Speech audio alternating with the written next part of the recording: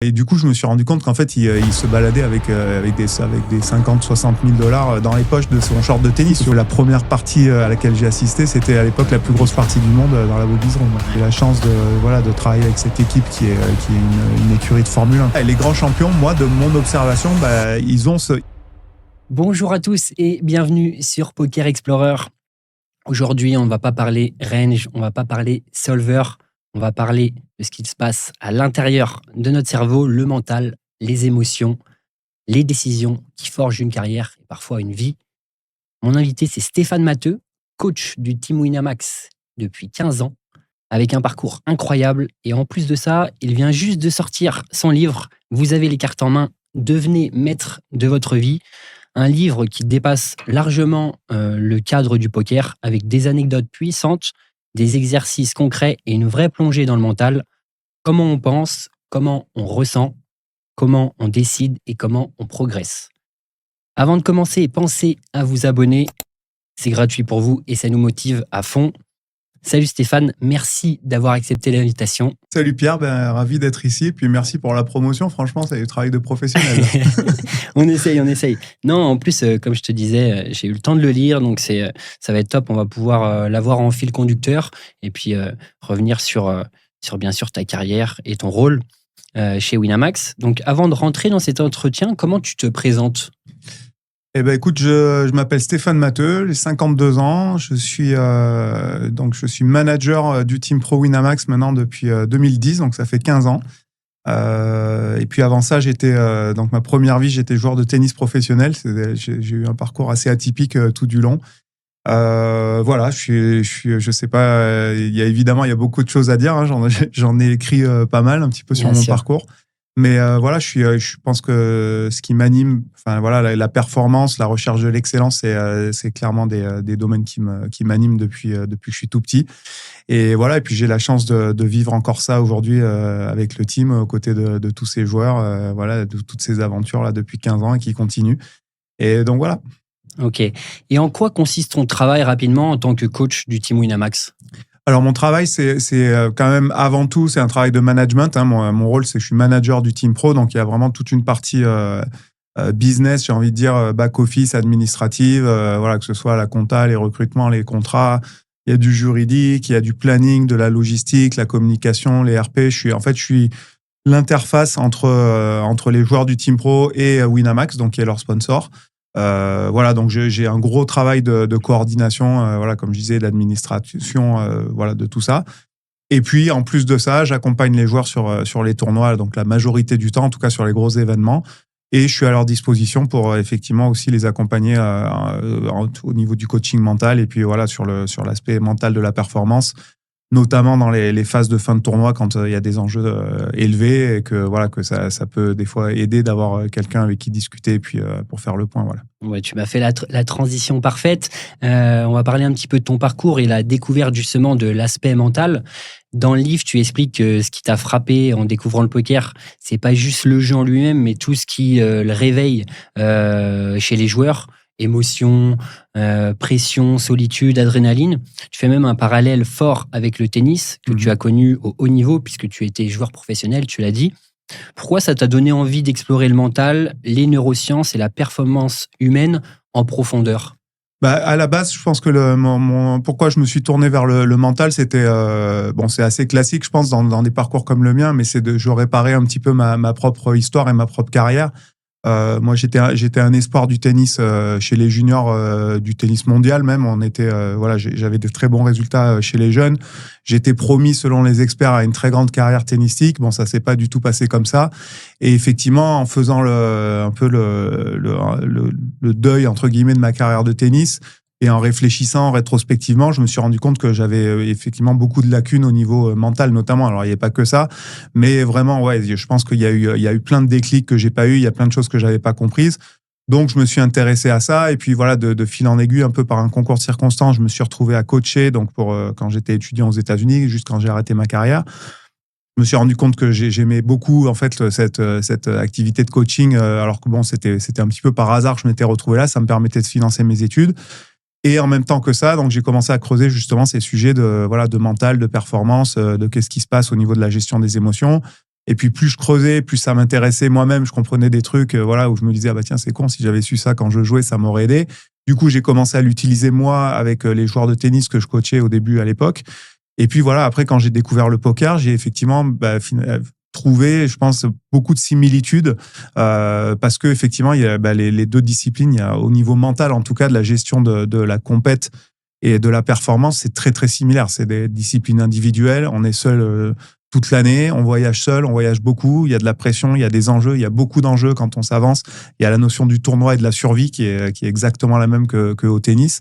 Et finalement, c'est vrai que plus je découvrais ça, plus je voyais des parallèles. Et comme justement en même temps que ça, je commençais moi à développer mes compétences là-dedans. Bah voilà, ça s'est un petit peu monté comme ça et ça explique un petit peu mon rôle aujourd'hui. Ouais. Ok. Tu es passé donc du coup de sportif de haut niveau au coaching dans l'univers du poker. Ouais. Qu'est-ce qui est similaire et qu'est-ce qui ne l'était pas du tout? Alors, je pense la grosse différence avec le sport, ça c'est ce que ça restera toujours une différence, c'est que dans le poker, il y a la variance qui fait partie inhérente du jeu. La variance, c'est là tout le temps. Je veux dire, tu connais ça mieux que personne.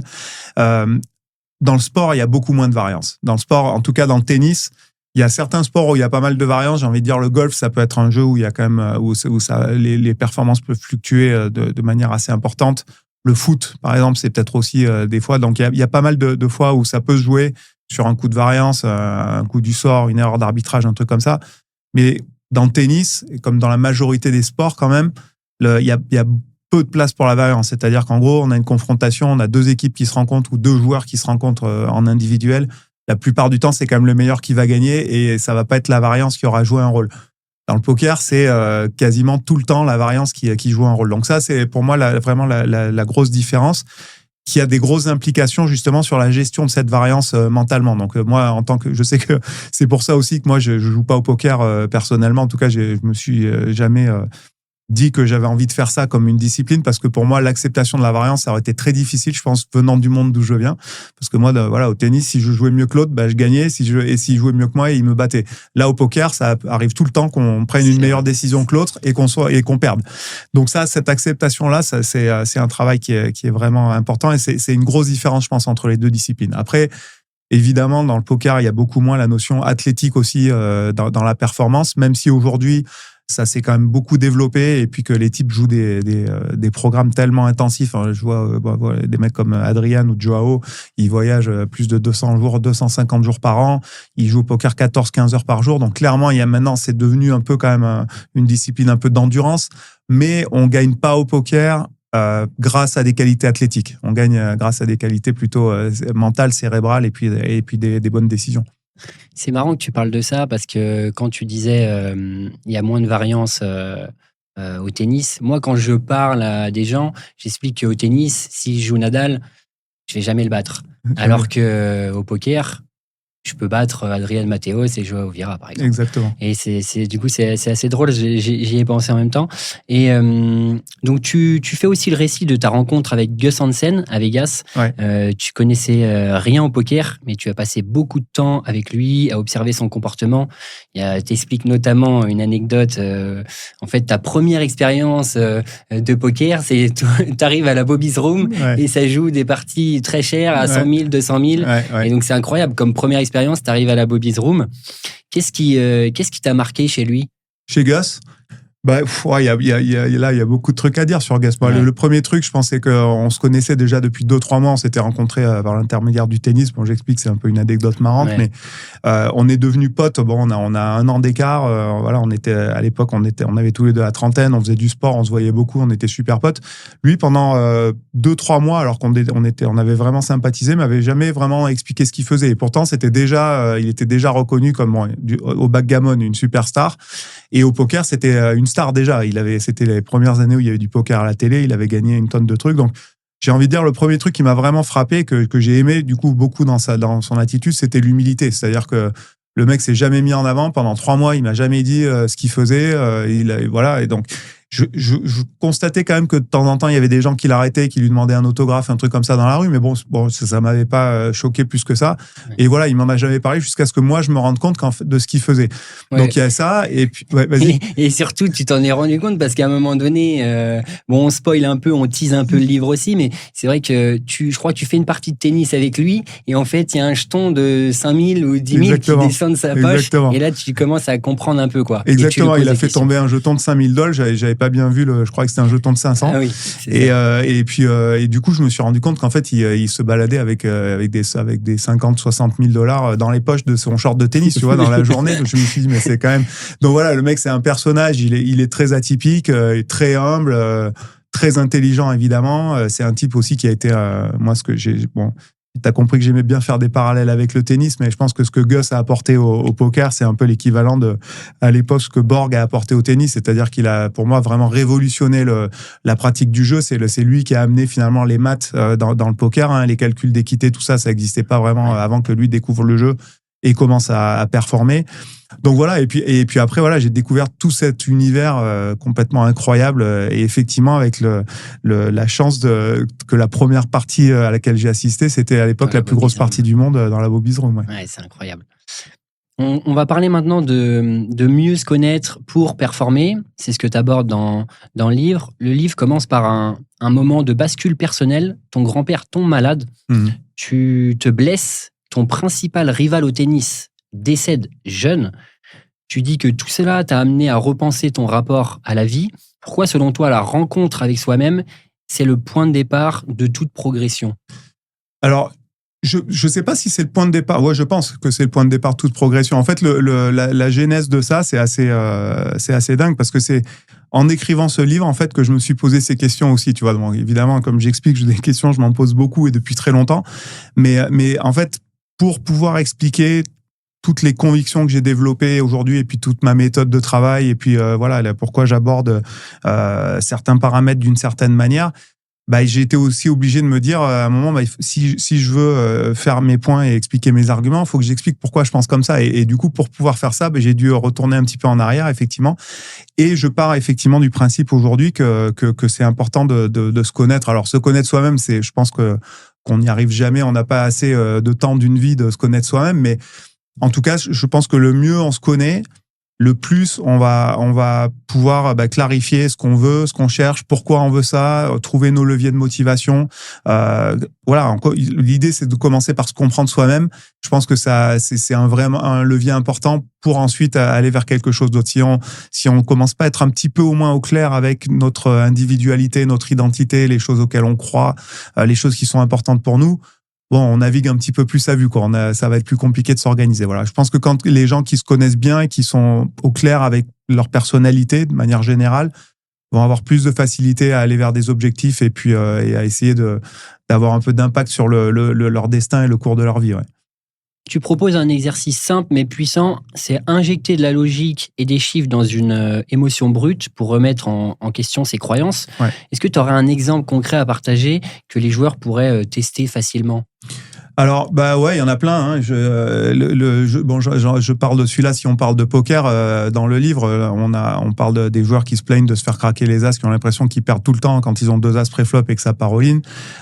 Moi, sur un truc comme ça, je les invite juste à faire le calcul, quoi. Alors, en live, c'est plus compliqué à faire. Faut essayer de traquer ses propres statistiques.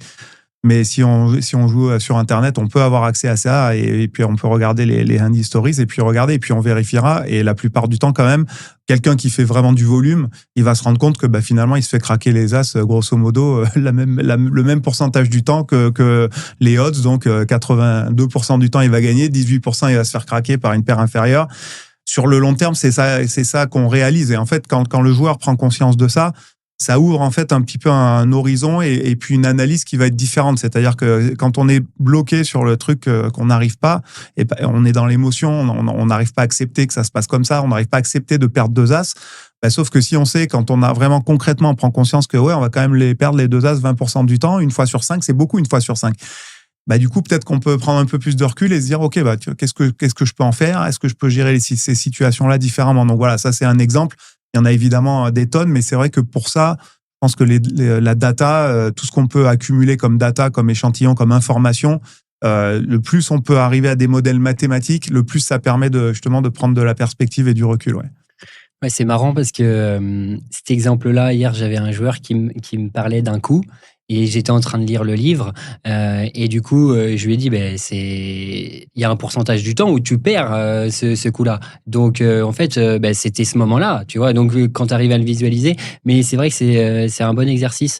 Sinon, si c'était pas des 80-20, ça s'appellerait des 95-5, quoi, tu vois. Exactement. Donc, et encore une fois, c'est là qu'on revient, tu vois, ce que je disais avant sur l'acceptation de la variance dans le poker. C'est que si on sait qu'on le gagne 80% du temps, ça veut dire aussi qu'on le perd 20% du temps. Et c'est exactement ça, la variance. C'est la capacité à se dire, ok, ça va m'arriver quand même une fois sur 5. Et si ça m'arrive une fois sur 5, mais que je sais que c'était comme ça et que c'est les maths, du coup, c'est plus facile de l'accepter et puis d'avancer et puis de passer à autre chose, quoi.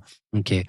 Et tu écris aussi que rêver, même adulte, c'est essentiel. Tu insistes sur cette capacité qu'on perd avec l'âge. Pourquoi c'est si important de continuer à rêver et comment on réactive ça chez les joueurs que tu coaches? Alors moi réactiver, je sais pas si je le réactive, mais en tout cas j'essaye d'aller chercher ce que c'est leur rêve en fait. C'est important pour moi de connaître. Je trouve que pour connaître bien quelqu'un, c'est important de savoir de quoi il rêve ou de quoi il ou elle rêvait à une époque de sa vie, parce que c'est vrai qu'on sait aujourd'hui neuroscientifiquement que la puissance du rêve c'est une source de motivation énorme. Quand on regarde, je veux dire, tous les grands athlètes, les performeurs ou les artistes ou les gens qui font des performances, des exploits, des choses exceptionnelles. Souvent, quand on écoute les interviews, on les entend parler de leur rêve d'enfant. On les entend dire, ah ouais, ça c'était mon rêve, je rêvais de ça. Voilà, Djokovic quand il gagne Wimbledon. Le rêve, c'est vraiment quelque chose qui stimule la motivation à une profondeur incroyable chez l'être humain. Et du coup, c'est vrai que quand on grandit, on rentre dans la vie active. Souvent, on est un petit peu la tête dans le guidon, on part d'un truc à l'autre, un troisième. Et puis, on se retrouve un petit peu à laisser de côté ses rêves. On n'y pense plus. Et je trouve que, ouais, c'est une bonne, l'idée de réactiver, ouais, c'est peut-être le bon mot, mais en tout cas, déjà de se poser la question, de se dire, mais finalement, c'est quoi mes rêves? Je rêvais de quoi quand j'étais enfant et aujourd'hui, je rêve de quoi? Parce qu'on peut aussi réactualiser, évidemment. On a des rêves qui évoluent, nos vies évoluent, mais c'est important, ça permet de regarder en avant, c'est comme un objectif, ça permet de se projeter, de se dire, ah, tiens, ouais, ça, j'aimerais ça.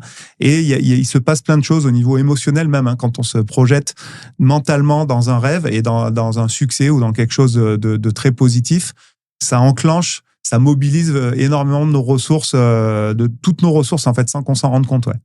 Et puis après, une fois que tu visualises ça, justement, tu peux mettre un plan d'action en place pour y arriver. On va parler maintenant des objectifs et la mentalité de progression. En 2008, tu travailles avec LT, donc Bertrand Gropelier. Je pense qu'il y a des gens qui ne le savent pas. Il arrive avec une ambition folle, c'est « je veux tout gagner ». Donc tu lui dis que c'est un objectif qui est trop flou, qu'il faut apporter de la précision. Et après discussion, il vise un objectif de 5 millions de dollars de gains en un an. Et un an plus tard, il gagne 4 millions, un peu plus de 4 millions de dollars de gains. C'est ça. Ouais. Et comment tu aides un joueur à passer d'un objectif flou à un vrai objectif porteur de sens? Et tu expliques aussi qu'il arrive qu'un objectif non atteint n'est pas forcément une mauvaise chose. Donc, explique-nous un petit peu. Oui, absolument. Mais ça, c'est un truc de perspective. Alors, en fait, c'est assez compliqué, c'est difficile d'en parler comme ça et d'expliquer ça en quelques minutes, mais il y a des techniques effectivement qu'on connaît aujourd'hui, tu as des méthodes, tu as des modèles, et l'idée effectivement c'est de clarifier l'objectif le plus possible. Donc l'idée de base c'est de dire quelqu'un qui dit qu'il veut tout gagner ou qui veut être le meilleur joueur possible, c'est pas un objectif qu'on considère comme clair. En fait, donc il y a toute une nomenclature d'outils, de méthodes. Oui, tu parles de SMART, c'est ça? La méthode SMART, entre autres, et puis ensuite des méthodes, voilà, moi, c'est pas des méthodes que j'ai inventées, c'est des méthodes que j'ai découvertes, moi, en me formant, que j'ai éprouvées à travers mon parcours de coach, etc. Et puis, finalement, que j'ai choisi de garder. Il y en a plein d'autres, mais l'idée, en tout cas, sous-jacente de ça, c'est vraiment d'arriver à préciser le plus possible, à arriver à un grand niveau de détail et de clarté, parce que de la même manière qu'on parlait du rêve tout à l'heure, plus l'objectif est clair en fait dans notre tête,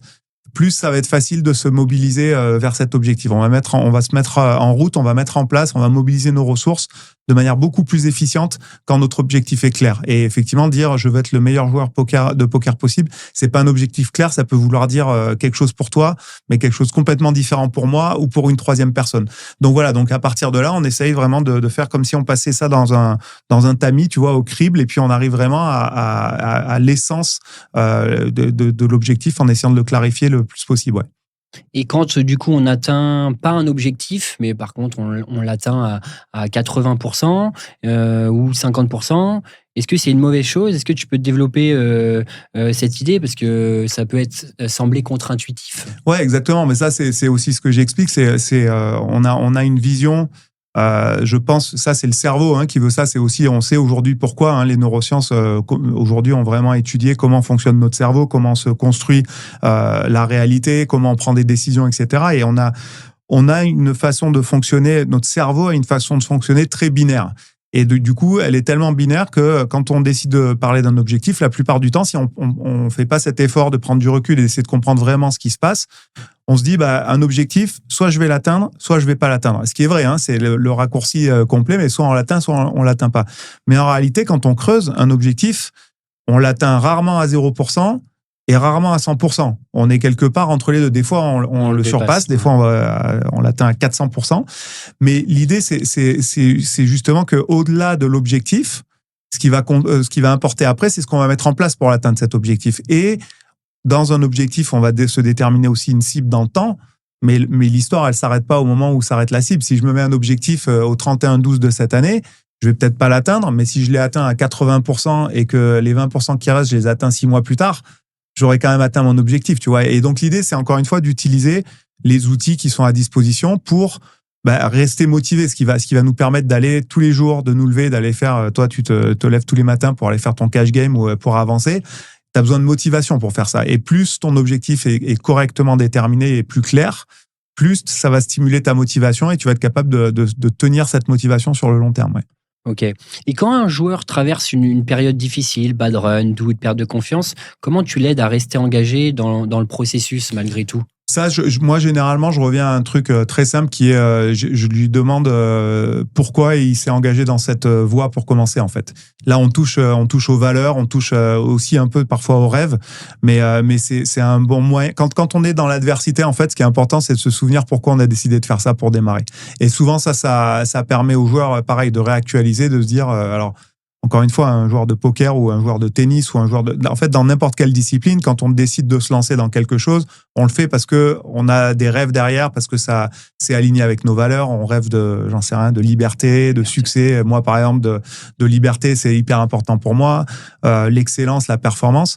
Et du coup, ramener le joueur en lui posant cette question, en lui disant, mais finalement, pourquoi tu as décidé d'être joueur de poker? Et donc, le joueur, il va me répondre, il va me dire pourquoi lui, c'est important pour ça. Et du coup, le fait simplement de le verbaliser, ça permet de se rendre compte, de se dire, ah ouais, mais c'est vrai que du coup, si je le fais correctement, c'est ça que ça m'apporte. Ça m'apporte cette liberté, cette autonomie financière. Je sais pas, ça peut être des dizaines de raisons différentes. Mais quand le joueur revient à ça, à la source, il se rend compte pourquoi c'est vraiment important pour lui. Et du coup, quand on se rend compte de ça, ça permet de traverser les épreuves de manière... ça ne veut pas dire que les épreuves ne sont pas difficiles et douloureuses. On fait face à l'adversité, mais ça donne du sens, en fait, à la raison pourquoi on continue de le faire, même quand c'est dur. Ok. On va parler aussi maintenant des décisions et de la zone de confort. C'est en découvrant le poker que tu as compris que ce qui était réellement une décision, choisir dans l'incertitude avec des informations incomplètes, sous pression, comment on entraîne cette capacité-là chez un joueur? Alors, pour moi, en tout cas, je parle un petit peu de mon cheminement par rapport à la décision. C'est vrai que jusqu'au moment où j'ai découvert le poker, j'avais pas appréhendé justement la décision comme une séquence d'actions et un processus qui est un peu comme un algorithme. C'est la même chose aujourd'hui. Moi, ça fait des années que je suis fasciné par la prise de décision et comment ça fonctionne et comment notre cerveau fonctionne. Et c'est vrai que j'ai découvert ça notamment quand j'ai commencé avec Elki, parce que je me suis rendu compte que les joueurs de poker, ouais, ils prennent les décisions dans un ordre très spécifique. Tu vois, on réfléchit pré-flop, on réfléchit d'abord aux positions, on regarde les tapis de chacun, on regarde les sizing, on regarde ce qui s'est passé avant, et en fonction de ça, quand on a toutes les informations, là, on commence et on prend notre décision sur la base de ces informations. Et c'est vrai que jusque-là, j'avais pas trop considéré la décision comme ça, mais finalement, ça peut s'appliquer à toutes les décisions qu'on prend. Alors, on prend des décisions qui vont être plus ou moins déterminantes pour nos vies. Des fois, c'est des décisions stratégiques. Des fois, c'est des décisions beaucoup plus légères de comment je vais m'habiller ce matin ou qu'est-ce que je vais manger au petit-déj. Mais du coup, c'est vrai que quand on commence à regarder ça un petit peu plus sous une forme de modèle, moi, j'ai trouvé que c'était très, très intéressant parce que on peut justement comprendre un peu mieux des fois comment on réfléchit. On peut peut-être des fois déceler dans nos propres prises de décision des leaks un peu ou des trucs qui peuvent nous influencer, nous biaiser ou nous faire mal décider. Donc voilà, aujourd'hui, moi, je le dis, ça fait des années que je suis fasciné par ça. Je me suis beaucoup documenté là-dessus et j'ai beaucoup regardé ce qui se joue du côté neuroscientifique dans notre cerveau, en fait. Et quand tu comprends ça, du coup, moi, j'ai trouvé que ça avait donné des outils justement pour essayer de prendre des décisions à la marge un peu meilleures tout le temps. Mais voilà, je pars du principe, si on arrive à prendre des décisions un peu EV+, tout le temps, à la fin, on va se rapprocher un peu plus de notre objectif que si on prend des décisions qui sont comme un coin flip à chaque fois, quoi. Ouais, c'est sûr, il y aura un meilleur résultat. Tu insistes sur le fait que les meilleurs sortent sans cesse de leur zone de confort. Pourquoi c'est si crucial, notamment pour les joueurs déjà solides techniquement? Parce que je pense que c'est la seule manière d'apprendre, en fait, de sortir de sa zone de confort. Quand on arrive à maîtriser, en fait, une compétence technique, on arrive à un certain niveau de compétence. Pour être arrivé là, déjà, on a été obligé de sortir de sa zone de confort. C'est-à-dire que si tu imagines un bon exemple, par exemple, c'est un joueur de cash game qui progresse et qui augmente les stakes. Tu vois, quand tu commences à un certain niveau, tu t'installes au micro-limite et puis tu commences à être à l'aise. Donc, tu as fait quand même pas mal d'erreurs pour arriver à ça. Et puis, jusqu'au moment où tu te dis, bon, ça y est, là, maintenant, je commence à avoir ce truc-là. Et imaginons que tu joues, j'en sais rien, en NL10, tu vois, et tu te sens à l'aise en NL10. Et maintenant, il faut passer en NL20 et il y a déjà ce gros truc de dire, oh là là, je prends un shot, là, la bankroll, c'est plus la même, etc. Donc, il y a toute cette pression qui est liée à ça. Mais le truc, c'est que la capacité de passer de NL10 en NL20, par définition, c'est sortir de sa zone de confort. Ça veut dire maintenant, on va aller jouer contre d'autres adversaires. Il va y avoir probablement des stratégies un peu différentes, des tendances un peu différentes, des moves, des patterns. Il va falloir réfléchir à d'autres choses. Et pour pouvoir faire ça, il faut déjà commencer par avoir le courage de se dire, là, maintenant, je vais faire un peu ce saut. Je vais sortir de ma zone de confort. Je vais faire des erreurs, c'est sûr. Je vais me planter, mais ça va me permettre d'apprendre. Et à force de faire des erreurs, le même truc va se rejouer. Et au bout d'un moment, on va se sentir plus à l'aise en NL20. Jusqu'au moment où on va être très bien en NL20. Et puis là, on va se dire, maintenant, j'aimerais aller en NL50. Et en fait, ce processus-là, jusqu'aux plus hautes limites, en fait, c'est un peu le même processus qui se vérifie, mais il commence presque systématiquement par la capacité de sortir de sa zone de confort. À l'inverse, c'est un joueur qui peut dire, moi, je suis très bien maintenant à NL50, je maîtrise mon sujet, tout ça, donc j'ai mon win rate, je gagne ma vie comme ça et ça me convient, c'est très bien aussi. Mais ce que je dis, c'est que quelqu'un qui vise l'excellence et qui veut progresser, c'est ceux, en tout cas, qui excellent dans leur discipline, c'est ceux qui, en permanence, cherchent à sortir de leur zone de confort et aller à la limite supérieure. À repousser les limites. Ouais. Ok. Tu évoques souvent la différence des qualités entre les joueurs. Par exemple, tu parles de l'intuition surdéveloppée de David Iquitaï ou de la capacité de Joao Vieira à travailler très dur, même à jamais s'arrêter. Ouais. Qu'est-ce qui distingue les très grands joueurs des autres ? Je pense que il y a beaucoup de choses, hein, tu vois, c'est pour ça, là, j'en parle dans mon livre, encore une fois, il y a 8 chapitres, c'est ma vision à moi de tous les paramètres Achetez le livre. de tous les paramètres qui sont importants, si tu veux. Mais effectivement, si on revient à ce qu'on disait au début, le fait de se connaître soi-même, déjà, de comprendre comment on fonctionne, et du coup de s'appuyer sur notre là où on est bon, en fait, et on n'est pas tous bons dans tous les domaines. Ce qui se passe, c'est généralement on a quand même 2-3 domaines où on est beaucoup plus performant que la moyenne des gens ou que la compétition si on est dans une discipline de compète. Effectivement, un mec comme Joao, par exemple, il a une capacité de travail qui est ahurissante. Davidi, il a cette intuition qui est surdéveloppée, mais c'est pas inné aussi, c'est important de comprendre ça. C'est quelque chose il avait cette prédisposition, ça c'est sûr, mais du coup il l'a travaillé, il est surdéveloppé parce qu'il a travaillé et il a compris que lui, son edge, il allait vraiment le tirer de ça, parce que c'est là-dessus qu'il tire son avantage concurrentiel. Joao, c'est sur sa capacité à travailler, mais pas que, il y a aussi plein d'autres choses. Mais du coup, commencer déjà par faire un bilan pour soi-même en se disant, bon voilà, où est-ce qu'elles sont vraiment mes compétences, quelles sont mes vraies qualités. quelles sont mes zones aussi, mes axes d'amélioration. Mais ultimement, je pense que quand on va vraiment dans la compète de très haut niveau et dans l'excellence, on va s'appuyer quand même sur nos qualités. L'idée, ça va être de continuer de développer nos points forts, à mort, j'appelle ça, moi, on appelle ça en coaching l'identité de jeu. C'est de se dire, c'est quoi mes points forts, comment est-ce que je joue quand je joue bien, et de continuer à améliorer ça en permanence, tout en essayant petit à petit de s'améliorer sur les zones où c'est un petit peu plus délicat, quoi. Et qu'est-ce qui fait un grand champion? Un grand champion, pour moi, c'est le mindset, en fait. C'est la manière de penser. C'est un système de pensée, en fait. Alors, évidemment, c'est pareil, hein, je ne dis pas non plus que n'importe quelle personne peut devenir Tiger Woods ou Roger Federer ou Adrian Mateos. Je ne dis pas ça. Mais les grands champions, ils ont effectivement des qualités, des fois athlétiques, des fois de coordination, des fois technique. Voilà, il y a tout ça. Mais ce que j'ai, moi, remarqué, en tout cas dans mon parcours, et pour avoir eu la chance de côtoyer beaucoup de grands champions, c'est en fait un système de pensée qui est commun, quoi. C'est vraiment un mode de pensée, une façon d'appréhender les choses, cette envie de progresser en permanence, la façon dont ils travaillent, cette façon de se connaître, cette lucidité, cette objectivité aussi par rapport à soi-même, cette honnêteté intellectuelle, j'ai envie de te dire. Et voilà, la confiance en soi, accepter de faire des erreurs pour progresser, toutes ces choses-là. Donc, si tu veux, c'est comme tout ça, ça crée un espèce de mode de pensée global. Et voilà, et les grands champions, moi, de mon observation, ils ont ce mode de pensée en commun, ouais, effectivement. Ouais, donc si on prend, on va dire, les grands champions, on va dire quand même Mateos, aujourd'hui, c'est un grand champion. Ouais. Joao, c'est un grand champion. Ouais, ouais. D'ailleurs, il est en finale là, du championship. Ouais, il a failli nous faire capoter le podcast. Exact. Mais parce qu'il avait un petit coaching avant avec lui. Donc ouais, tu dirais qu'ils sont tout le temps à repousser leurs limites et c'est ça qui fait des grands champions. Ouais, complètement. Alors, ouais. Et c'est pareil, c'est important aussi de définir un grand champion. Alors moi, encore une fois, c'est en toute humilité, bien comment sûr. Moi je définis un grand champion. On parle de personnes qui ont vraiment marqué leur discipline et qui ont été capables de performer au plus haut niveau et pendant longtemps. Il y a des fois, on a un peu des étoiles filantes, des types. Alors, encore une fois, ça n'enlève rien au fait que ce soit des champions. Mais il y a des types, des fois, qui font des résultats ou des sportives pendant 1 an ou 2 qui sont là et puis qui disparaissent. Et puis, il y a ceux qui sont là pendant 20 ans, quoi. Des Roger Federer, Tiger Woods, Cristiano Ronaldo, ou alors on peut regarder des artistes, des entrepreneurs, etc.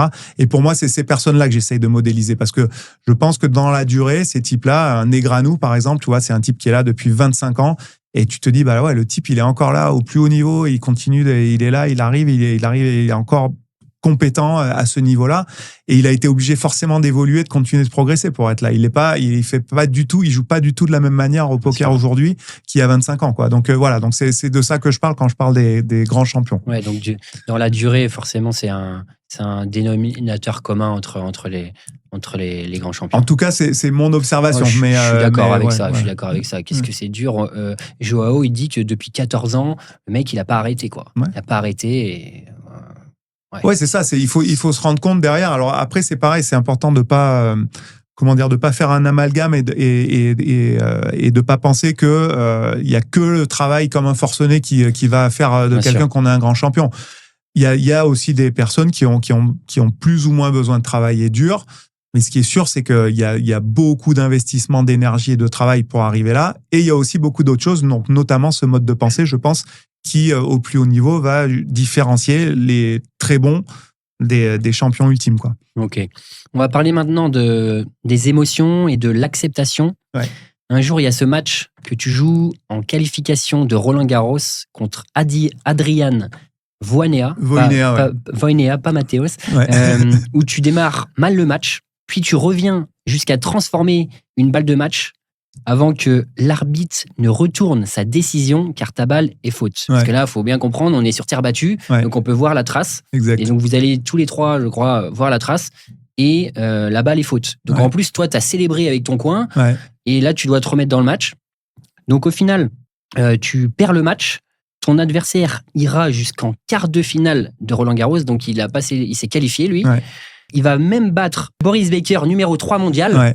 Et longtemps, tu vis avec le « et si cette balle était dedans ?» et tu expliques que tu n'as jamais accepté cette défaite. Ouais. Pourquoi l'acceptation des erreurs et la variance de l'échec est si difficile pour les joueurs ? Justement pour ça, parce évidemment, on a envie, quand on est un compétiteur, on veut gagner. Mais après, la réalité, c'est que si tu regardes un match tennis, de toute façon, il n'y en a qu'un des deux qui gagne. Il n'y en a toujours qu'un des deux qui gagne. Et ça arrive finalement, je ne sais pas si ça arrive souvent, mais ça m'est arrivé plusieurs fois, moi, de perdre des matchs en ayant des balles de match. Là, dans ce match-là, on avait eu 4. Je crois que le maxi, c'est marrant, j'en parlais à midi. Une fois, j'ai perdu un match, j'avais eu 13 balles de match, ce qui est quand même... Mais ça arrive, en fait. Ça arrive des fois dans des matchs de légende. C'est arrivé entre Federer et Djokovic à Wimbledon, finale 2019. C'est arrivé dans des finales Borg-McEnroe. Et ça arrive tout le temps. Et au poker, c'est la même chose. Au poker, ça arrive encore plus, où on voit des joueurs qui sont dans des situations de domination extrême et puis qui peuvent se prendre un 2% à la river et perdre un pot qui peut coûter des millions de dollars des fois. Mais le truc, c'est de comprendre qu'en fait, on peut contrôler seulement ce qu'on peut contrôler nous. Et en fait, toute la partie, il y a toute une partie qu'on ne contrôle pas, qui est, si tu regardes le tennis, tu peux pas contrôler comment ton adversaire va jouer. Tu peux pas contrôler les conditions extérieures. Tu peux seulement contrôler ce que toi, tu vas faire et essayer de gérer tes émotions, tes décisions, ta stratégie, ces choses-là. Et une fois que tu as fait ça, il y a encore tout le reste que tu contrôles pas et qui va quand même déterminer le résultat final. Et ça, c'est très dur, encore une fois, pour le cerveau humain, pour la plupart des gens. C'est très dur pour les joueurs de poker parce qu'il y a cette variance. Mais la réalité reste la même, c'est que aussi fort qu'on puisse se prendre la tête par rapport à la variance, on peut toujours pas la contrôler. En tout cas, moi, j'ai jamais rencontré quelqu'un qui contrôlait la variance, qui était capable de contrôler le hasard et qu'est-ce qui allait se passer. Est-ce que je vais me prendre un 1% ou est-ce que je vais mettre un bad beat à la river à mon adversaire? Donc ça, on peut pas le contrôler. Et effectivement, l'idée, la notion fondamentale, c'est de se dire, du coup, ce que je contrôle pas, je vais pas m'en soucier. Par contre, je vais me focus sur ce que je peux contrôler, ce qui est mes pensées, mes décisions, mes actions, mes comportements. Ça, c'est ce que je peux contrôler. Et donc, pour moi, l'acceptation, c'est un petit peu le résumé de tout ça, quoi. Ok. Tu as ton propre rapport à la colère à l'époque du tennis et ce dialogue intérieur qui commence à émerger. Par exemple, tu as des phrases comme « arrête de t'énerver pour ça ». Comment on travaille ce fameux dialogue interne pour renforcer la confiance et la stabilité mentale? Le dialogue interne, c'est hyper important. Hein. On a tous cette petite voix là dans la tête. Enfin, a priori, on est beaucoup. Enfin, je sais pas si toi tu l'as aussi, mais voilà, on passe beaucoup de temps dans notre tête à avoir ce dialogue interne. C'est nos pensées, hein, tout simplement. Hein. C'est comme ça que notre cerveau fonctionne. Et effectivement, aujourd'hui, on sait. Alors, c'est encore assez récent, hein, parce que c'est vraiment l'étude des émotions, par exemple, et du dialogue interne. Ça fait qu'une trentaine d'années que ça a commencé. Donc, ça reste relativement neuf. Hein. Les neurosciences, c'est vraiment une discipline qui est en pleine explosion, mais on se rend compte qu'on est au début du truc. Il y a encore plein de trucs qu'on n'a pas compris sur le fonctionnement du cerveau. Et en même temps, maintenant, on a commencé à comprendre justement comment les décisions, comment on les prend, comment le cerveau fonctionne, comment on fait certains raccourcis, nos différents systèmes de pensée, nos émotions, d'où elles viennent, à quoi elles servent, comment ça fonctionne. Et quand on commence à comprendre un petit peu tout ça, justement, ça permet de mieux se gérer. Donc, tu vois, c'est encore une fois, je peux pas te donner une recette. Il n'y a pas de recette en fait, mais le fait de comprendre un petit peu tous ces éléments-là, quand on les met tous ensemble, ça fait que on peut à des moments commencer à modifier notre dialogue interne selon nos besoins, nos objectifs, et puis essayer d'aller vers quelque chose vraiment qu'on souhaite plutôt que vers quelque chose qu'on souhaite pas, quoi. Donc il y a des techniques pour ça. Oui, en plus tu parles un petit peu du stoïcisme à un moment, donc voilà, c'est d'avoir cette résilience et se focus sur ce qu'on peut contrôler. La peur, c'est souvent l'émotion dominante chez les joueurs. Peur de perdre, peur du regard des autres, peur de ne pas être à la hauteur. Mais à l'inverse, tu expliques aussi que la joie joue un rôle central dans ton accompagnement, même si on en parle très peu au final dans le mental. Pourquoi ces deux émotions si opposées sont si clés dans la performance et comment tu aides les joueurs à naviguer entre les deux? Encore une fois, alors à naviguer, je sais pas. Bon, l'idée pour moi, c'est de gérer les émotions. Les émotions, on peut pas il y a une vraie différence entre contrôler les émotions, ce qui est un peu le terme qui est beaucoup employé, mais qui pour moi est pas exact. On peut pas contrôler une émotion. Une émotion, elle va venir. On contrôle pas quand est-ce qu'une émotion vient, ni son intensité, ni ce contexte-là. Par contre, ce qu'on peut contrôler, c'est comment on la gère, l'émotion, une fois qu'elle est là. Quand on a compris ce qui se passait, quand on sait comment ça fonctionne, quand on a une meilleure notion de son dialogue interne. Donc, effectivement, il y a la peur qui est une émotion prévalente, mais encore une fois, pas que dans la performance, dans la vie en général. La peur, je veux dire, les enfants ont peur, les adultes ont peur, on a des peurs, on a des anxiétés, on a plein de choses voilà, dans lesquelles on se projette et qui créent de la peur. Encore une fois, l'idée, c'est de comprendre qu'est-ce que c'est que cette peur, à quoi ça sert d'avoir peur, et puis qu'est-ce qu'on en fait, comment on peut l'utiliser. Est-ce qu'on peut utiliser cette peur comme un moteur, finalement, pour performer, pour prendre des bonnes décisions, pour bien agir, etc. Et aujourd'hui, avec ce qu'on sait, en tout cas dans la performance, la réponse c'est oui, il y a des moyens d'utiliser cette peur et d'en faire finalement un allié pour performer. Et pour ce qui est de la joie, effectivement, alors la joie, c'est ce vers quoi l'être humain tend, en tout cas la plupart des gens tendent vers la joie. On veut être heureux, on veut ressentir de la joie, du bonheur. C'est super. Mais c'est juste que on n'est pas tout le temps joyeux non plus. Enfin, c'est pareil.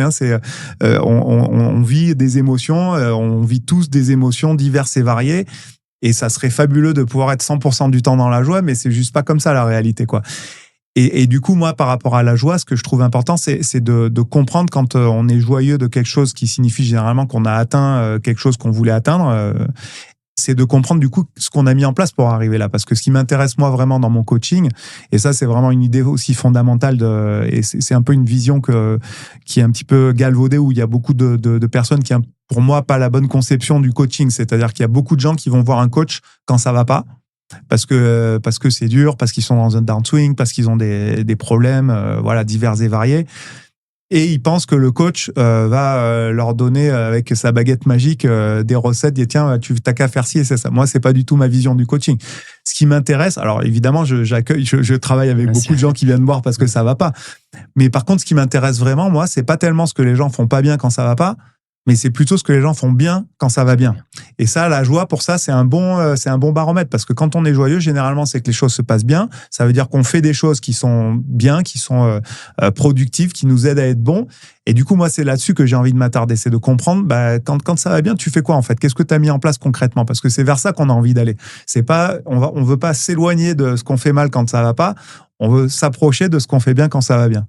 Ok. Et justement, en parlant d'accompagnement, comment tu bosses avec les joueurs du team ? Est-ce que tu fais des coachings par semaine ? Est-ce que c'est mensuel ? Est-ce que c'est individuel ? Est-ce que c'est collectif ? C'est complètement individuel. En fait, ça dépend vraiment du joueur. Déjà, voilà, c'est à la demande des joueurs. C'est pas moi qui. Il y a rien qui est imposé. De toute façon, le coaching, ça c'est pareil. C'est aussi un peu un postulat de base du coaching. Je sais même pas si j'en parle dans le livre. Mais pour le coup, j'aurais peut-être dû si je l'ai pas fait. Mais c'est que coacher une personne qui a pas envie de changer, ça sert à rien. Je veux dire, la base pour un coaching qui va fonctionner, c'est que la personne soit prête à changer. En fait, qu'elle ait identifié qu'il y a quelque chose qui lui convient pas, ou qu'elle veut aller vers un objectif ou quoi, et que donc, par définition, elle ait envie d'un changement. Ça, c'est la base absolue d'un coaching. C'est-à-dire, si tu as une personne qui a des difficultés, à qui on donne un coach, mais qui n'a pas envie de changer ou qui n'a pas envie d'être coaché, tu peux lui mettre le coach que tu veux, ça fonctionnera pas. Donc ça, c'est le truc de base. À partir de là, moi, je suis à disposition effectivement pour mes joueurs, et comme ça a toujours été le cas, pour ceux qui ont envie de faire du coaching. Aujourd'hui, c'est vrai que là, depuis 1 an, je fais beaucoup de coaching. Je travaille avec quasiment tous les joueurs de l'équipe. Et c'est très individuel. Il y en a qui font des trucs un petit peu ponctuels selon leurs besoins, quand c'est pendant des festivals, avant des parties importantes, ou des fins de tournoi. Il y en a avec qui c'est plus structuré. Des fois, on fait un travail un peu plus de fond, où on peut faire un entretien, j'en sais rien, par semaine ou toutes les 2 semaines pendant 3 mois. Et puis après, ensuite, on espace un peu ça dépend vraiment des joueurs. Ça dépend j'ai pas un système, si tu veux, fixe. Ça dépend des besoins des joueurs. Ouais. Donc c'est du sur-mesure. Complètement, ouais. Ok. On va parler maintenant du chemin infini vers l'excellence. L'excellence, c'est donc du coup un chemin infini, une quête plus qu'un résultat. Comment tu cultives cette dynamique de progression chez des joueurs qui ont déjà tout gagné ? Justement, c'est ça qui me fascine depuis toutes ces années que je fais ça, que j'avais pas. Moi, quand j'étais moi-même joueur, j'avais pas cette. On revient à la même chose que je disais avant, qui est, je pense que ça, c'est un état d'esprit en fait. C'est une façon de voir le monde, c'est un mode de pensée. Et comment tu le cultives, justement, je pense que les joueurs qui gagnent et qui gagne pendant des années, où tu as l'impression à un moment que tu comprends plus même pourquoi il continue de faire ça, tu vois. Je veux dire, dans le tennis, on a vu ça à un moment, les mecs, on se disait, mais Federer, le mec, il a gagné 20 grands chelems, c'est quoi pourquoi il continue de jouer après Nadal, après Djokovic, et puis tu vois les Messi, les Ronaldo, les types Tiger Woods. Et en fait, ces types-là, c'est pour ça que pour moi, c'est le problème, je le prends dans l'autre sens. Tu vois, il y a des gens qui se disent, mais en fait, il a tellement gagné, ça sert plus à rien. Mais en fait, le type, il fait ça parce qu'il adore ça. Oui, il adore ça et il a envie de continuer à progresser. Il le fait plus effectivement pour les titres. Et je pense pas que les titres qui gagnent autant de titres parce qu'ils étaient tellement morts de faim de gagner ces titres. Évidemment qu'ils veulent gagner. On est un compétiteur, on veut gagner. Mais je pense qu'ils en gagnent autant parce qu'ils sont en permanence dans cette quête de devenir meilleur, de continuer, de progresser, d'avancer, et puis parce qu'ils adorent ça. Federer, il a donné des interviews où les types lui disaient, mais en fait, vous courez après quoi aujourd'hui? Vous avez tout gagné et tout ça. Il disait, mais moi, j'adore me lever le matin, aller m'entraîner, et j'adore aller faire de la compète. Et je pense que le grand public se rend pas compte peut-être de ça, de cette passion qu'ils ont, ces maîtres de leur discipline. Ouais, en fait. C'est des passionnés. Ouais. Mais effectivement, voilà, pour rester au plus haut niveau, en tout cas pendant très longtemps, il faut avoir ce mode de pensée. Je pense que c'est vraiment important que la personne ait envie de continuer de s'améliorer, de progresser jusqu'à ce que ça s'arrête, jusqu'au jour où peut-être on perd la motivation, on a envie de se tourner vers autre chose, ce qui arrive aussi. Ouais, ou le physique dit stop. Voilà. Dans le sport, c'est généralement le physique qui met un terme à la carrière. Là, on vient de voir, là, on a perdu Federer et Nadal là, en 2 ans. Il y a Djokovic, à mon avis, qui va pas trop tarder non plus.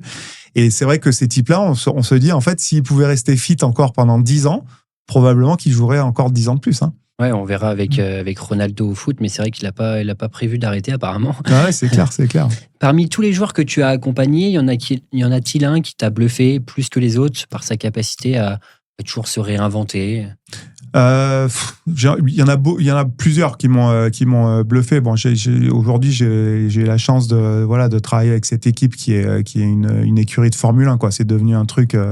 Moi, chaque année, je me dis, je commence l'année et je me dis, putain, cette année, ça va être chaud de faire mieux que l'année dernière, tu vois, depuis 2012. Et puis on voit des trucs et puis ça continue et c'est fabuleux. Il y en a plein qui ont leur spécificité, mais bon, c'est vrai que là comme ça.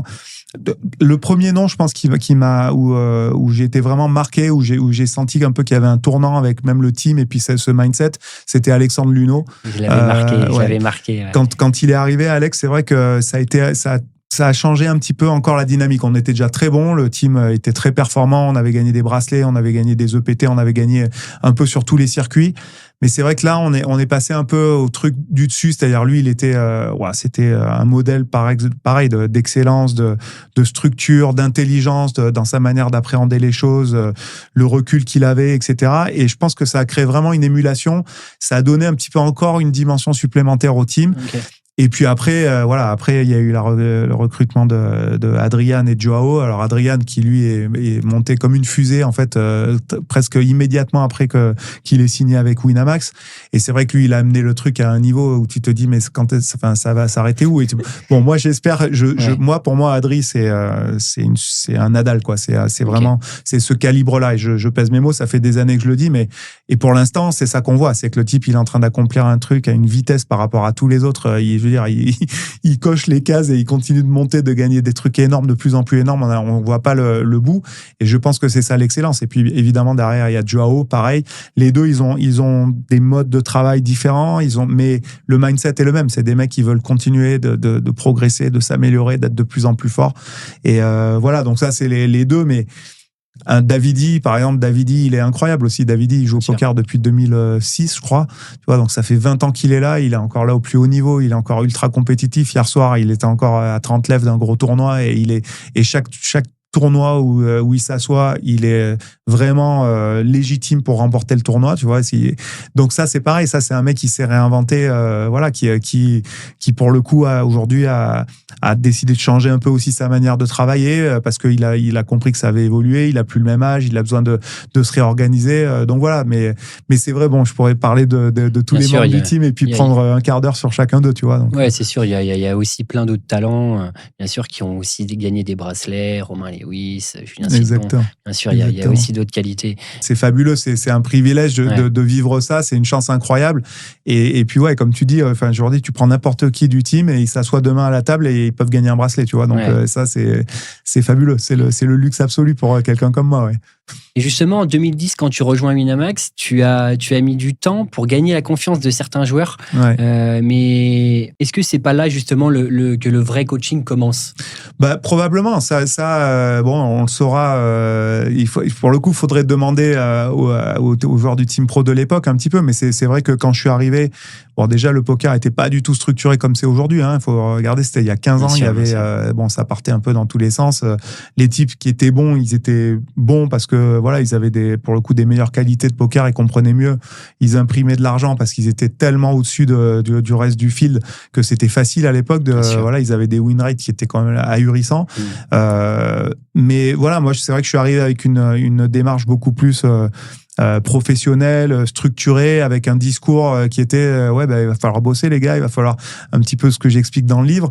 Si vous voulez durer, si vous voulez rester compétitif sur la durée, ça va pas être le monde des bisounours comme c'est là, ça va pas durer éternellement. Et effectivement, c'était la période là de 2010 à 2015 où on a vu cette émergence de professionnalisation, on a vu plein de mecs se mettre au poker vraiment parce qu'ils voyaient qu'il y avait une opportunité, mais du coup ça a amené tout ce qu'on a vu après, le travail, petit à petit la GTO, les solvers, tous les outils informatiques, et puis c'est devenu de plus en plus carré, il y a eu la préparation physique, etc. Et donc effectivement en 2010 quand j'arrive et que je commence à tenir des discours à des types qui sont déjà millionnaires au poker, jeunes, qui sont dans la liberté absolue, et puis que je leur dis bon les gars, je pense que ça va être important de bosser pour continuer d'être bon au poker. Au début, les types, ils disent, mais qu'est-ce que tu racontes? Tu vois, t'as des mecs qui ne parlaient pas trop, justement, dans le team, je crois, et puis après, qui sont revenus vers toi.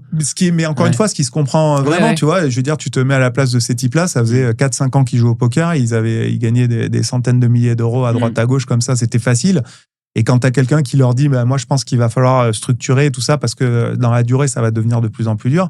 Les types, évidemment, il a fallu du temps pour que petit à petit, ils commencent à prendre conscience de ça. Tu vois, il y avait ça, et puis il y avait beaucoup des notions du sport. C'est vrai qu'à l'époque, c'était très décorrélé, hein, la mentalité poker et la mentalité sport. Je veux dire, moi, j'entendais parler de variance quasiment tout le temps, de préparation zéro. Les gens, quand j'ai commencé, pensaient que j'étais un clown. Hein. Moi, je me rappelle les premières fois que j'étais sur les tournois avec Elki, les types me regardaient et ils me disaient, mais toi, du coup, toi, tu fais quoi? Et donc, j'essayais d'expliquer un peu, tu vois, voilà, moi, je suis manager, agent et coach. Mais tu coaches quoi? Et donc, j'ai essayé d'expliquer, les mecs se marraient vraiment. Enfin, tu vois, ça faisait rire. J'ai des types qui ont éclaté de rire quand je leur expliquais, mais c'est ok, c'est normal, tu vois, c'était une phase. Et puis c'est vrai que j'arrivais aussi avec un discours très, très différent de ce qui se faisait à l'époque. Donc oui, forcément, ça a pris du temps. Ouais. Et comment tu construis cette relation de confiance sur le long terme dans une team comme ça? Ce que je me suis dit, moi, en fait, donc j'avais été avec Bertrand, ça avait très bien marché pendant 2 ans, mais bon, c'est vrai que c'était avec un joueur, tu vois, que j'avais eu des résultats, donc j'étais pas sûr, même moi, j'étais même pas sûr que ça se trouve, c'était pas juste un good run, tu vois. Et du coup, comment construire ça? Au bout d'un moment, je me suis dit, j'ai décidé de pas aller me battre pour à tout prix gagner la confiance des joueurs. Et plutôt, je me suis dit, je vais faire ce que moi, je pense être juste, je vais être fidèle à mes valeurs, à ma vision du truc. Et puis, on verra, advienne que pourra, je vais essayer d'être un petit peu dans l'exemplarité de mon truc. Je vais bosser avec ceux qui sont preneurs et qui ont envie de bosser. On verra ce que ça va donner. Et puis, c'est un petit peu comme ça que ça s'est passé. En fait, je pense que il y a les joueurs qui se sont engagés à fond dès le début, ils ont eu des résultats, et puis de plus en plus, etc. Et puis, ça a commencé, les autres, ils ont peut-être commencé à être intrigués, à se dire, tiens, il y a peut-être quelque chose d'intéressant. Et puis, un petit peu, je pense que les réticences les réticences sont petit à petit tombées. Et puis, au bout d'un moment, voilà, ils ont commencé à s'intéresser. Ils ont compris aussi que moi, mon rôle, c'était de les aider, que j'avais envie qu'ils soient bons, quoi, qu'ils gagnent, tout simplement, que j'étais pas là pour les emmerder. Et une fois, voilà, mais bon, ça prend du temps, hein, là, je veux dire, la relation et la confiance entre des humains, c'est pas en claquant des doigts, quoi. Donc, c'est quelque chose qui est fragile et qui prend du temps à se construire. Donc, voilà. Aujourd'hui, toi, ta mission, c'est quand même d'aider les gens à devenir leur propre coach. C'est-à-dire moi, alors, je sais pas si tu veux dire leur propre coach ou leur propre champion, mais c'est un peu les deux, en fait. C'est-à-dire, moi, je pars du principe que, enfin, en tout cas, avec ce que j'ai appris, qu'on peut devenir la meilleure version de soi-même. C'est-à-dire, si on arrive à comprendre un petit peu tout ce qui est à disposition aujourd'hui, donc on arrive à clarifier un petit peu voilà, qui on est, de quoi on a envie, comment nos émotions fonctionnent, etc., bah alors ça nous permet de devenir un peu la meilleure version de nous-mêmes. Donc moi, j'appelle ça être notre propre champion. Encore une fois, je sais pas où est le niveau de compétence des uns et des autres, mais je me dis que aller au maximum de chacun de nous, de notre potentiel, pour moi, c'est satisfaisant parce que de toute façon, on pourra pas faire mieux que d'aller au maximum de notre potentiel, tu vois. Après, on peut extrapoler même en disant, ouais, on peut aussi devenir son propre coach. C'est-à-dire que je pense que quand on comprend, alors c'est pareil, hein, le coaching, le mental, tous les paramètres de la performance, c'est des choses qui s'apprennent et puis qui se travaillent aussi, hein, comme on travaille des ranges, comme on travaille la technique et des moves et joueurs de position et tout ça. Ça se travaille pareil. Mais ultimement, ouais, moi, mon but en tant que coach, quand je commence avec quelqu'un, c'est qu'un jour, je sais pas au bout de combien de temps, la personne, elle soit, ça y est, quoi, qu'elle ait pigé le truc et qu'elle ait pigé les. Je veux dire, c'est pas non plus de la magie, c'est plus de la science. Et une fois qu'on a fait assez de travail, qu'on a compris ces trucs-là, ouais, moi, mon but ultimement, c'est que les gens aient plus besoin de moi, tu vois. Je suis pas de cette catégorie. Il y a des coachs qui sont un peu l'inverse où ils vont te convaincre que non, mais c'est important que tu continues à faire des séances. Non, moi, je vais faire des séances jusqu'à ce que, voilà, j'estime qu'un jour, la personne, je vais dire, ouais, écoute, là, je pense qu'on a fait le tour et t'es bien, et puis vas-y. Et puis bon, si elle a besoin de refaire de temps en temps un check-up, pas de problème. Mais voilà, c'est ça mon objectif ultime. Ouais. Ok. Il y a beaucoup d'exercices dans le livre, très sympa, système de valeurs, logique contre émotion. S'il y avait un exercice que tu conseillerais à quelqu'un qui veut commencer à bosser sur son mindset dès demain, ce serait lequel?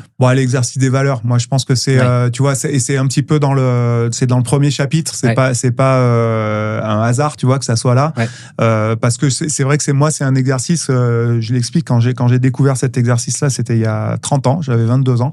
Et ça a été une révélation pour moi, en fait, de faire ce truc-là, parce que d'un seul coup, j'ai commencé à m'expliquer à moi-même beaucoup de mes propres décisions, de mes envies, de mes objectifs, des choses auxquelles j'avais jamais pensé avant. Et c'est parti de là. Et puis surtout, je me suis rendu compte qu'aujourd'hui, 30 ans plus tard, finalement, mon système de valeurs, il est relativement stable. Et je pense que c'est vrai pour la plupart des gens. Et je pense que, ouais, disons que c'est un prisme et c'est une perspective qui est ultra puissante, en fait, pour déjà commencer à se comprendre. Donc, ouais, je pense celui-là. Il y en a d'autres, mais celui-là, c'est un peu la base pour moi. Non, il est bien en truc, plus, parce que c'est vrai que même moi, j'ai essayé de le faire, tu vois, en lisant le livre. Et il y a des valeurs communes, justement, entre toi et moi. Mais ouais, il est intéressant, je vous le conseille aussi. Et pour arriver frais au main event, admettons, et on commence à être fatigué, ça fait quelques semaines qu'on joue, quelques jours qu'on joue, on commence à accumuler de la fatigue. Ouais. Quel conseil tu donnerais pour se préparer? Alors ça, c'est le challenge, j'ai envie de dire, ultime à Vegas, depuis que j'ai découvert les World Series, donc je pense que c'était en 2005. Et ça a été la source de discussion en grande profondeur avec tout le monde, avec Joao notamment, parce que effectivement, Vegas, les World Series, c'est un marathon du poker. Et il y a... Alors, mon conseil pour arriver frais quand on est déjà carbo, c'est compliqué.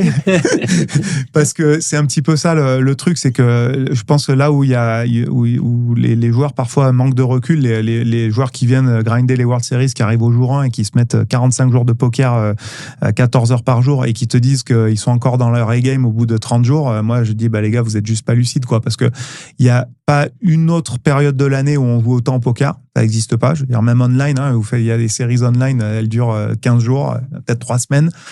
Tu vas sur n'importe quel autre festival standard dans le monde, ça dure 10, 15 jours max.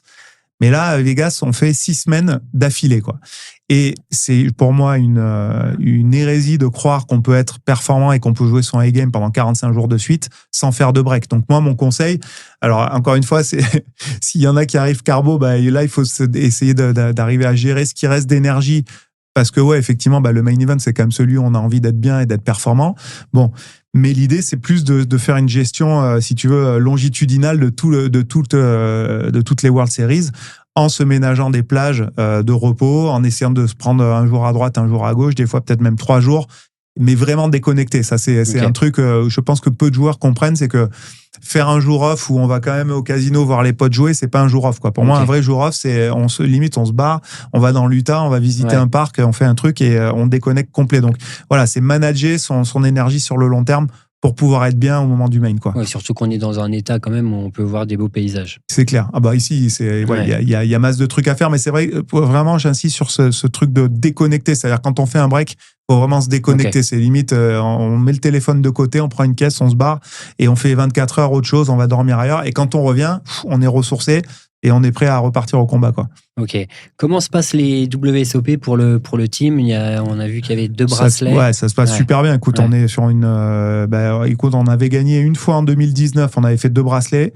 On en a fait 3 en 2021, ce qui est resté le truc absolu. Et là, on a déjà gagné 2, j'ai envie de te dire, et il reste encore une 35 tournois, je crois, à peu près. Donc, on est sur un très grand cru de WSOP. On a Joao qui est donc en TF là, du Players Championship là, qui reprend, là, qui est en train de reprendre. Ça se passe super bien.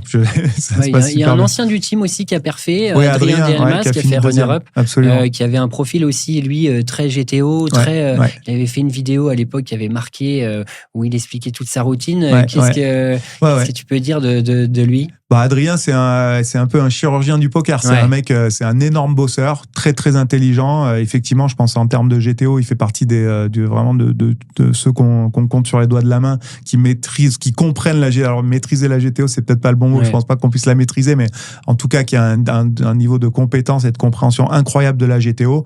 Ouais, c'est un super gros bosseur. C'est un bon mec. Moi, je suis ravi pour lui. Je suis un peu déçu qu'il soit allé aussi loin et pour échouer deuxième. C'est vrai que c'est un peu frustrant. Mais bon, voilà. La notion de mérite, je sais pas, j'ai pas suivi le truc du tournoi, tu vois. Par rapport au scénario du tournoi, mais d'ailleurs, lui, il le disait, je me souviens à l'époque, il disait qu'il n'y avait pas de mérite au poker. Ouais, moi, je crois pas trop qu'il y a du mérite, tu vois. Le mérite, c'est compliqué, là, cette notion-là, parce que théoriquement, tu te dis, tous ceux qui travaillent méritent quelque part. Donc, je suis pas trop dans ce truc-là, mais en tout cas, c'est un mec qui bosse beaucoup, qui a beaucoup travaillé, qui est bon, qui progresse aussi. Et donc, moi, je suis ravi pour lui. Et voilà. Et puis, je pense qu'il y aura d'autres résultats, quoi. Il est récompensé. Bravo à lui. Et pour finir, aujourd'hui, quels sont encore tes objectifs et du coup, tes rêves et tes défis? Moi, mes objectifs, écoute, c'est moi, je m'inscris j'essaye de m'inscrire en tout cas dans ce que je dis, tu vois, par rapport à l'excellence. C'est-à-dire, mon objectif, c'est de continuer, de progresser. En fait, j'ai envie de continuer de m'améliorer, de continuer d'apprendre. Moi, j'adore apprendre. Je suis hyper curieux. Et c'est vrai qu'aujourd'hui, dans ce domaine-là, donc notamment les neurosciences, il y a tellement de trucs à apprendre. Je veux dire, limite, tu sais pas comment des fois, tu sais même pas où regarder parce qu'il y a tellement de trucs et j'ai envie de tout absorber. Je sais que je peux pas. C'est au niveau de cérébral, quoi. Mais continuer de m'améliorer, continuer d'affiner les processus, continuer d'améliorer ma technique de coaching, mon accompagnement avec mes joueurs.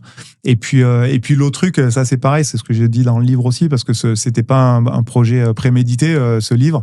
Mais en fait, le fait d'avoir fait ça, je me dis aujourd'hui, c'est cool si j'arrive justement à partager ce que j'ai appris, ce partage d'expérience, il devient important. Je pense que c'est lié probablement un peu à mon âge. Je pense que quand tu arrives à la cinquantaine, c'est un peu le moment où tu fais un peu le point et tout ça. Je me demandais justement, avant de venir, quel âge t'avais? Parce qu'en fait, t'as eu une vie quand même incroyable, t'as fait beaucoup de choses.